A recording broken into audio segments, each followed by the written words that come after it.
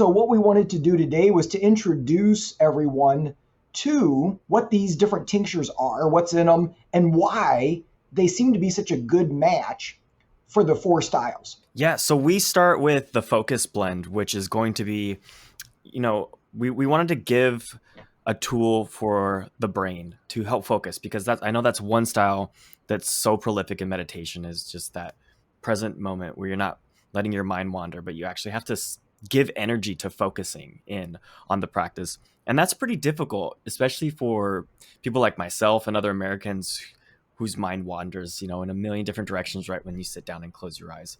But we wanted to give a blend that would help essentially nurture the brain and nourish the nervous system and give it food so that it can actually sit down and focus better.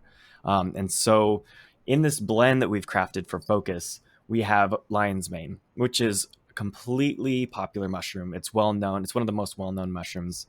It's been known to help with neuroplasticity, which is incredibly significant. It's been known to help with BDNF production, which is brain-derived nootropic factor, which helps with stimulating new nerve growths and new neural connections. Right.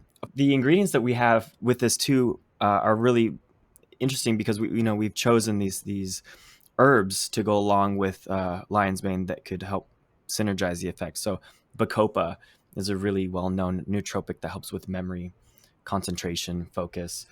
Things like Gingko. Gingko is one of the oldest trees in the world and helps with the nervous system, helps with brain support.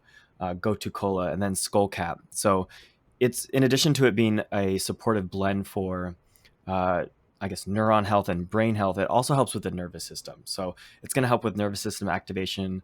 The Skullcap helps these constituents found in the blend go deeper into the body, go deeper into the nervous system. And we want to help provide positive neuron health. So that's what this blend is here to focus on. It's focus. It's here to help people actually sit down and be able to maintain that present mindedness.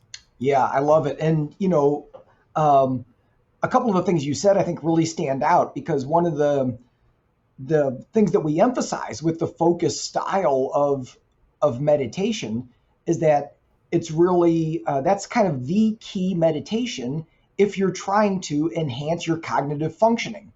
If you're trying to improve your attention or your executive functions or your memory, some of these things that you mentioned, focus is really the style, because you're activating the frontal lobe. Anytime you're holding your attention or your concentration on a single object, which is really what a focus practice is, you're really engaging that frontal lobe. And you said it right at the beginning, that takes a lot of energy.